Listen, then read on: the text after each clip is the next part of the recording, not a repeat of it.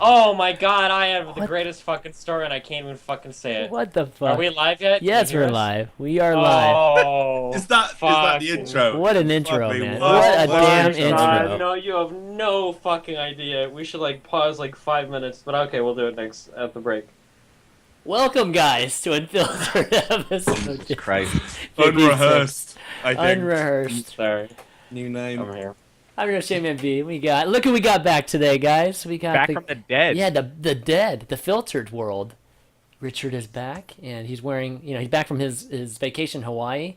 Got the shirt This going and was everything. witness protection. It's pretty cool. So. Good stuff. We got Cody and Steven, of course, with us today. Steven back from home story already, man. I can't believe you were back so early yesterday. I was expecting you to get back late. So, Did you sleep through the flight? Yeah, well, one Yeah, back. it's probably just woke up and you're home. Something like that. Are you saying that as a joke? Because he slept through most of the days he was meant to cast. I know. or- I mean, like how some people travel that- worse than others. That one day sleeping most of the time. Wow. Mate, come on! I read it on Reddit. It must be true. dude, I saw pictures on Reddit. No, definitely was true. Well, it was either that or apparently hold on. I slept because I was getting harassed so much by Todd that I couldn't handle it, I think. Was the official. That was the official. Oh, are you aware reason. he wasn't asleep during day 3? If he'd crashed out when he got in, he'd have gone over midway through the day when he woke up. He was clearly avoiding it because he got so much shit. That's why they kept ribbing him for it, and also why Todd toned down the heat in the cast hit it after that because Destiny can't handle the banter. Wow. Sounds accurate, dude. Sounds, Sounds like a is that true? Sounds like truth to me, man. well, fuck, man. Never read anything more true in my entire life on Reddit. Oh man. Absolute truth. All right, we got lots of stuff to talk about today. Home story being Yeah. one. Well, I mean a lot of events with home story, the Shoutcraft SanDisk event with TB, as well as some drama. In the last 24 hours. Maybe it was longer than 24 hours, but after some Less than insight, 24 we were getting some TSM on gamers drama that we're gonna be talking about. And then some Dota 2, some kind of craziness in Dota 2, as well as our weekly compendium update, of course. We'll do some Q&A, of course, with you guys at the end, Yep. and you're gonna have to Can we post just your start calling that segment of the show "People who don't really follow Dota wank off over giant prize pool"? Can we just? Wow. Yeah. Can we just You call it gotta- that? Yeah. Sorry, I I can should wait. say jerk off for the benefit of our Sure. American audience. I can weigh in. I follow the scene. He follows the I, scene, man. Yeah, So it's more like you guys watch me masturbate. Is It's- how it yes, is actually. The voyeuristic part. that of the is- show. Voyeurism. Yeah. Yes. that is what it's all about, for sure. Okay, guys, I just posted Yeah, the. I don't even know if as a serious journalist you're allowed to joke about those things anymore. I always keep hearing about these new professional rules and regulations that are being Blacklisted brought from down sports, upon right? journalists by the Yeah. Reddit police. So. Professionalism, man. Professionalism seems to be a reoccurring I theme know. on our I show. hate when Reddit just fucking take a buzzword and then they just use it till it's got absolutely no fucking meaning, and just the sound of it just makes you absolutely fucking sick every time you hear it. Even on the rare occasion when it's being used in the right context, like toxic was an example. I'm sure Stephen can give me loads of others. Just like, please, guys, stop it. Stop it. Sorry, Well, professionalism I've was. been on the show for like a week and I've I just know. lost. Just getting. He's just all venting. semblance, He's definitely so- venting. All right, let's talk about Home Story Cup, guys. No. Obviously, big event. Doing number 9, Home Story Cup number 9, and Steven was there over the weekend. Lots of great players and casters, and just the typical thing that you would see from Dennis. But this home story was definitely one of my favorite home stories. The only thing missing, I have to say, was Roddy not being there, and then they had the soundboard and everything too, which was pretty kind of a funny thing in its own right. But yeah, overall, I think Dennis added a few more little wrinkles to it. I mean, that intro was damn awkward, which was again just classic home story with the bathtub scene there, and just lots of really funny scenes. I think Steven, I mean, you and Jeff and Todd just had me laughing like every time I was watching you guys cast. So overall, just what was your experience like there, Steven? It was pretty cool. I mean, all the homestead cups are really great. The players are taken care of really well. The casters are taken care of really well. Dennis is a lot of fun to read around. The environment is cool. I mean, everything ran well. They're the guys that Take has. This is like probably. I mean, I don't know the history that either of these guys have, but from what I've seen, when I say these guys, I mean Cody or Richard. from everything that I've seen, this is like one of the coolest, like from grassroots to like really professional production I've ever seen in my life. The room that they have set up where they do all the production shit is really fucking cool. They're really tight with their switching of cameras, with having the stream set up. Even with the cornucopia of internet problems they were experiencing, they still seemed to make everything work. And I mean, it was really, really impressive how everything looked from the back end. Yeah, I mean, I really like the fact that just the players and everybody are, kind of feel like a part of it too. I mean, they kind of pitch into, don't really make a big deal out of anything, and it feels like more than just Dennis's type of event. It feels like everybody there is partaking and chipping in too. So that's really, really cool. Yeah, for sure. Everyone certainly leaves their stamp on the event, like everyone who's there. And then yeah, the production is just insane. We'll talk about this a little bit later in the Dota segment, but this event, so this Home Story Cup was juxtaposed with the Summit, which was sort of going to be Dota's take on the sort of tournament from home feeling. And well, I think the Summit was a successful tournament, man. Like Take's production was just mountains and mountains ahead. Like he has that thing. That's a well-oiled machine. Like Home Story Cup is just so sick and really a really one-of-a-kind tournament. Yeah, I mean, just having the footage outside, he's always done that really well, but this time even, a few more things he had, like going outside and in the bar, Right. of course, and then I tweeted stuff. I tweeted an undercover picture. Undercover. All right, see this. There you go. That's just a picture of one of the main production room they have in the back. They've got a guy on the soundboard, all these little monitors and shit set up. It's really sick how much they're able to do with like just a few people they have there. My pictures are really bad. I'm sorry, I don't have a good camera. Where's the picture? I don't see it. It's on my Twitter. Don't you follow me, ChanManV? Who Destiny? You mean the Destiny Twitter? Fuck you. I'll fucking cut your fucking throat. Okay, there it is. All right. Oh, okay, cool. Oh, that's cool. It's not a super big place, right? So. Oh no, it's pretty Yeah. cramped. But I mean, they make it work. There you guys. If guys that haven't seen it, just go to Steven's Twitter here. Yeah, but overall it's good. Okay, so one thing I can't believe is that the Koreans beat Targa and In Control in a tug of war. What the hell, dude? They didn't put their hearts into it, man. I mean, I know the rope was small. I get it. I They didn't totally put get it. their I mean, heart. come on. I mean, This is a classic example of what happens Jeez. when you train the deadlift and you don't actually do any grip work with your exercise. They both had very strong backs, but they both complained that they couldn't grip the rope. I mean, that's what happens, man. Ripperino. That was crazy. No, I thought for sure that the two big guys were gonna win there, but yeah, overall it was really good. So Is there Tasia- nothing Tasia- Koreans can't do? I know, seriously, man, just Like, dominating. fuck's sake, man. Even Well, test his apparently, strength Rhett- now. Leave something for the Rhett West. won the please. Rhett won the apple thing. What apple thing? I missed that. Didn't he bob for an apple and win or something? Nice. The Nice. one I missed accolade that on the board. Yeah, the one Go get accolade him. on the Go board. get him, Europe. Exactly. I like to think as well, like Steven's just made that up, and we're all here like congratulating. No, he him. did. I remember he said it. I didn't actually watch it, but Rhett said that somebody said that when they were talking on the couch that he was the only one to have won an event against the Koreans. I think that's the only one we won was the apple thing, right? Didn't they didn't they stream that? Wasn't that part of the thing? No? If they did, I missed that. Maybe I don't know. Probably. I mean, Yeah, it wasn't very well I believe it. advertised. I would have tuned in for the apple bobbing Yeah. extravaganza. There's no doubt about it. Definitely good stuff. And Tasia ended up. Actually, he kind of struggled in the first couple of days, but that last day he looked pretty unstoppable. And Are we still talking about apple bobbing, or is No. this StarCraft no, now? we were actually talking about StarCraft. The game itself, now, yeah. Right, yeah. cool. So Tasia, yeah, kind of taking over. It's funny in his interviews, he said that he was sucking on ladder at home, and then all of a sudden he just starts to ball at tournaments. Those finals were fucking. It was so funny because beforehand, I think it was Harstom and Bling maybe were Hearthstone, talking or about. We're talking about the necessity for Tempest and late game PvT. Yeah. And a lot of Protosses are like, that's kind of dumb or silly, blah, blah, blah. And I know MC was like, oh, Tempest bad, no need, Colossus Storm so good, blah, blah, blah. And he got fucking He raped did. so hard by He Tasia. did.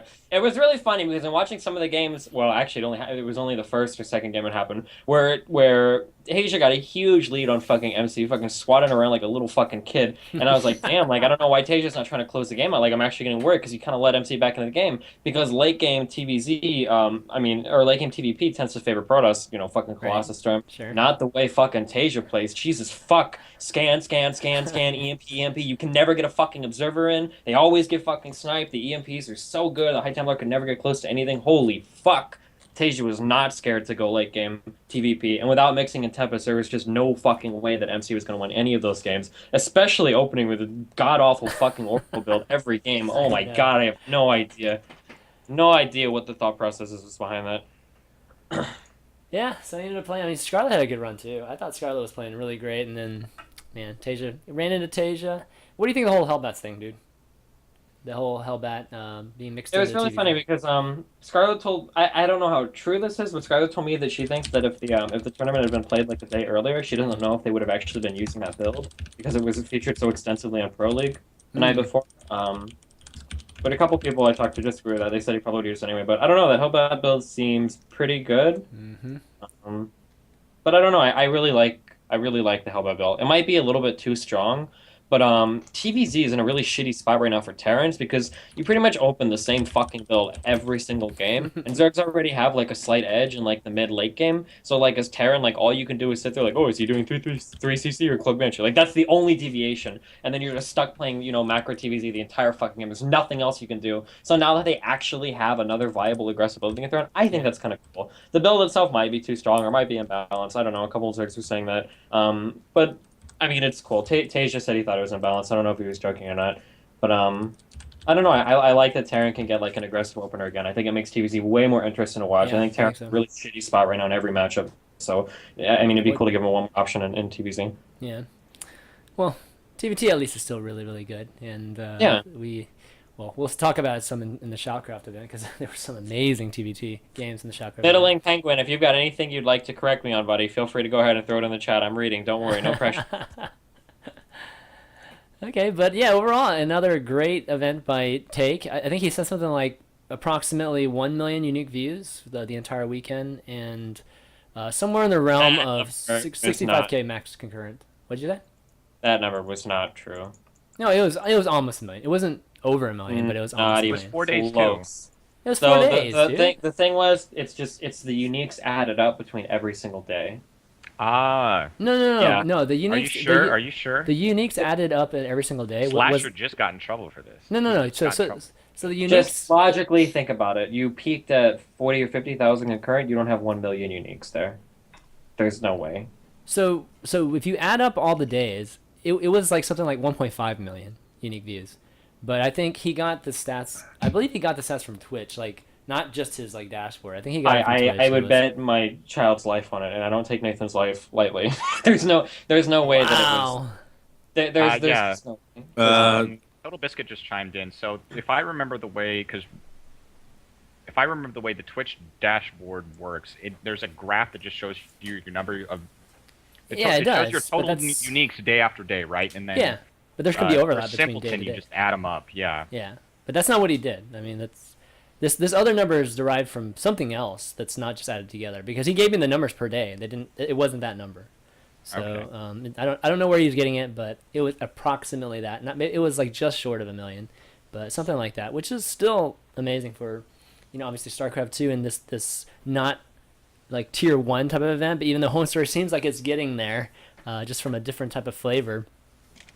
I don't know. Where would you put home story right now? Would you put it in the realm of big events like DreamHack and things like that? I judge every StarCraft event based on how many WCS points there are exclusively. Oh god. God. So I don't know. I think the viewers are just a tad less, right? I mean, it's pretty much up there, no? It's pretty. I think it was pretty close. I mean, what is DreamHack doesn't pull like more than like 60, They're 70K, does it? DreamHack finals last year were doing like 90. Yeah, it just depends on who's there. Whoa, Yeah. dog, this is a new era. This is 2014 now. It just depends on who's in the finals, man. Like, back when Yeah, for Nania sure. was in the finals, like 100 and something thousand, right? But if two Koreans were in the finals, it's probably somewhere in the realm of 60, 70, I would say. Sure.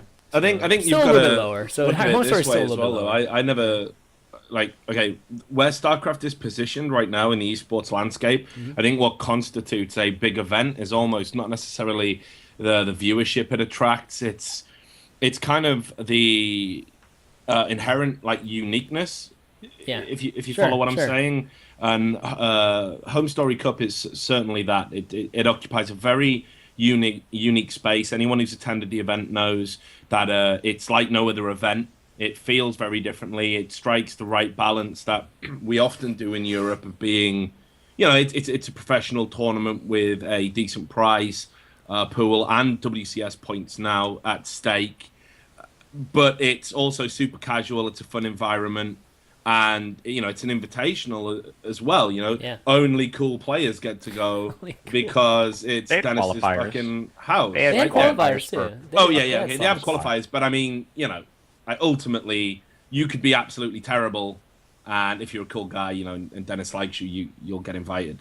And I think that makes for a very interesting landscape because generally at Home Story Cup, you do tend to get this kind of collision of like old names. And Yeah. maybe I'd even go as far as to say as a few has-beens in there, and some up and comers, and some smaller players as well who get a chance to showcase their talent, and everyone gets drunk afterwards, and they stream the drinking games.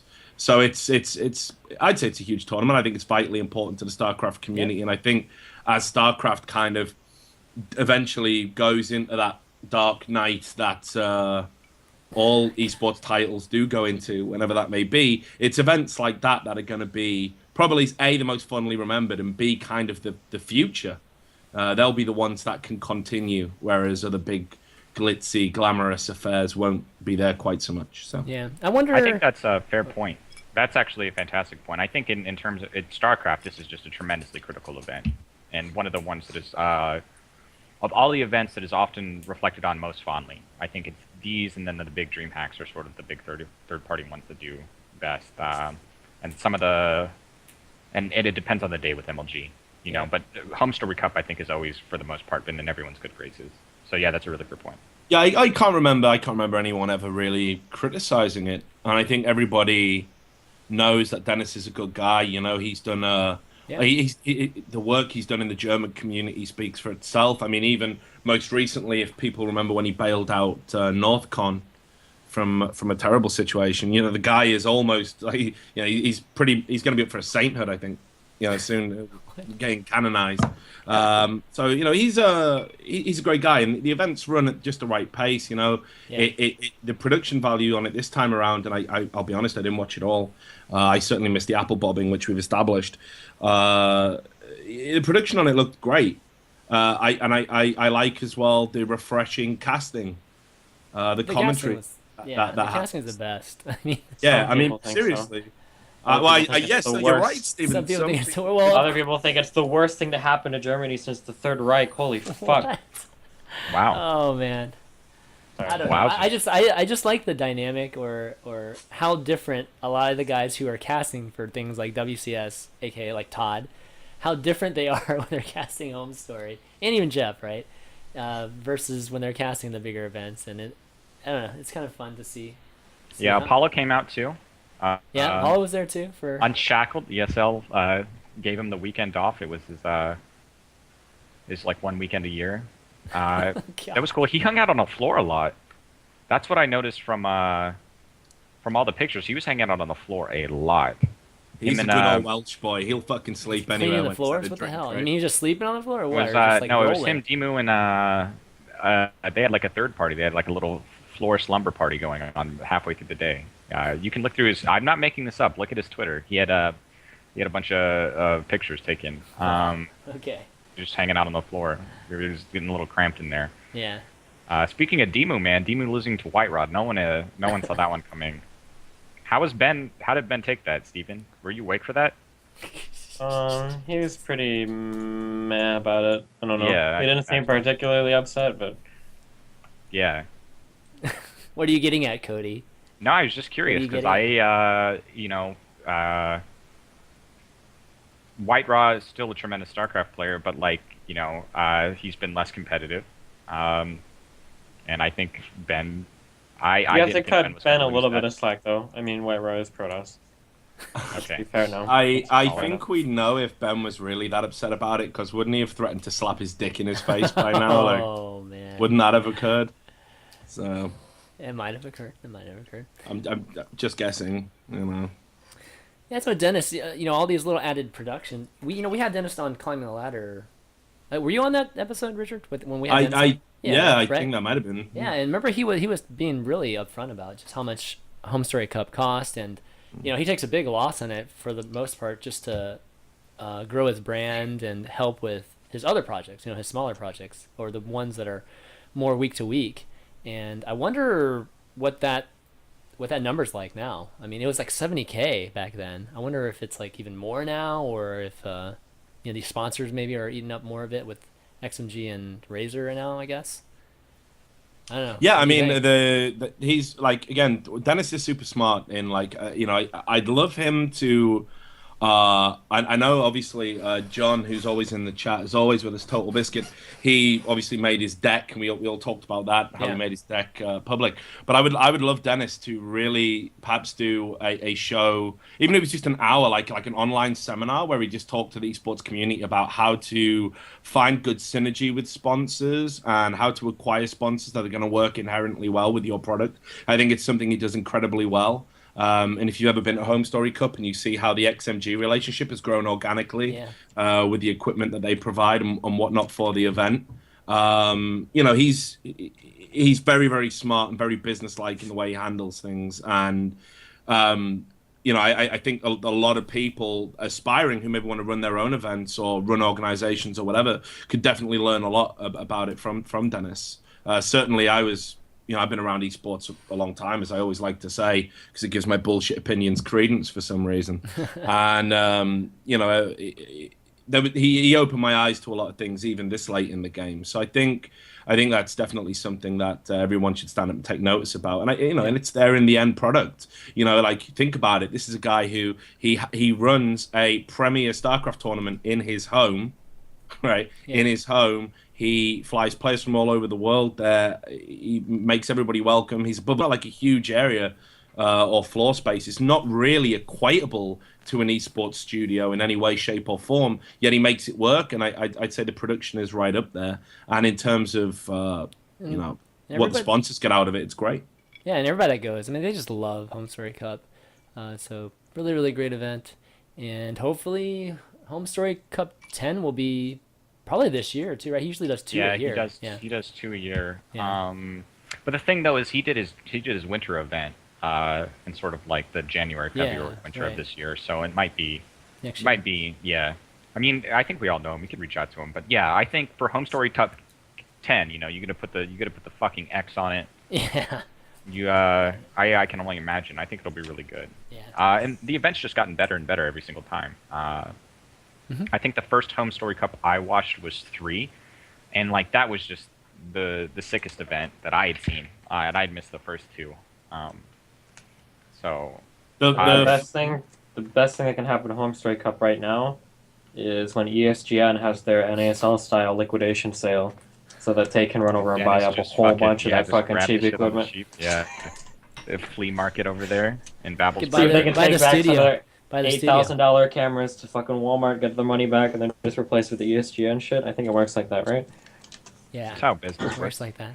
I mean, I can't remember what my first one was. I think it might have been 4 or 5, and I should remember probably. But the highlight for me was I got to meet this guy called Destiny, who doesn't have a Twitter account that he wants, and we did an interview. It was like one of my first major sort of on my own, no researchers helping me StarCraft interviews. And I sat down and I planned all these StarCraft questions to ask, this guy. And we had a 30-minute interview about the history of the N-word in 1920s America. Boy. Yeah, and everyone really dug that interview, and that was kind of what made me a bit more known to the StarCraft Did Alex community. sit in on that interview or what? I mean, God. Well, yeah, it's a shame really that he wasn't there to. You buried the hatchet with In Control at that interview too, if I remember. You guys were fighting. No. I'd never fought with In Control either. I think it was the first time I'd met Jeff. And I'd always said that I like him. But then we buried the hatchet at either 7 or 8. Okay. recently. It was semi-recently, I remember. Yeah, I mean, like, you got to understand, like, I mean, you know what esports is like, man, eh? It's a pissy little business, and we're all egotistical assholes and we're always arguing and bickering about something. But I think genuinely, when you get people face to face, it's like, and you just see the look of desperation in people's eyes. Like, I don't want to be, I don't want to be working in this industry any more than you fucking do. Oh. But this is what I'm stuck with. And you just look at each other and you're trapped in that like feral moment where like neither beast wants to fight because they know it'll be to the death, and then everyone just makes up and it's all cool. And that's esports relationships in a nutshell. How beautiful, man. That was pretty amazing right there. Right. Okay. Well, all right. That's Home Story Cup. Let's move on. Let's talk about TB's event, Shoutcraft, the SanDisk Invitational. Did you guys watch any of this? I watched very small bits. I'm sorry, John. But it was good. From what I saw, it was very good. Did Richard Steven? What? What have I done? Of course these guys did. I don't even bother asking. Cody continues. All right. So the small bits that I saw were good. The production was up to snuff. Like we talked about last week, John is pretty much a manimal for going to surgery one weekend and then hosting the sick event the next weekend. One of the things that was really cool was TB was just blowing up the numbers every single day on social media, which I thought, again, was awesome. That little bit of transparency goes like a far way, especially for folks like me and Richard, who have to sort of contextualize where all these things sort of fall in line with one another. The games were really sick. They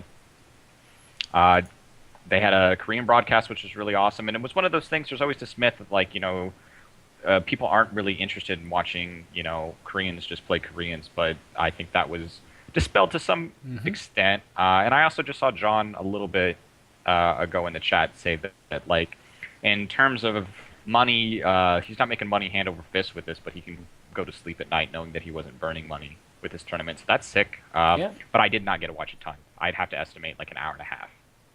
Yeah, I think I watched the final 3 series, and overall I thought the production was good. Obviously, it's online, and Artosis was casting with John or Total Biscuit too, and I think they did a great job of it. The games I think were quite good. I mean, Flash versus Young was sick series. I don't know if you guys got a chance to watch it TVT, but I think it was game number 3 on Waystation. Watch that game, guys. Crazy good game. Like going back and forth and just insane. Just on being each of them on 1 or 2 bases, like for like a good 30 minutes. It was kind of crazy. So those games were good. And then Flash, I don't know what happened to him in the finals. Did you watch the finals at all, Cody? I forget which series you watched. I watched a very little bit of it, and then I caught the hype after the fact. He was like crushing him in the first 2, and then all of a sudden he just was like a different player, or I don't know what happened to him, and Hero just won 4 straight after that. Like CJ and his Hero is just sick, man. He is sick, but Flash just, I don't know. I don't want to say he choked or anything, but he something happened to him because he started playing a lot different in those last 2-3 That's games. The Coach Park difference, son. Yeah, I guess that's the Coach Park took him aside, probably made him run up a mountain or something, whatever crazy sort of shit that Coach Park does to get in these people's heads, and just fucking, it's time to show up and crush. Flash still has. Never mind.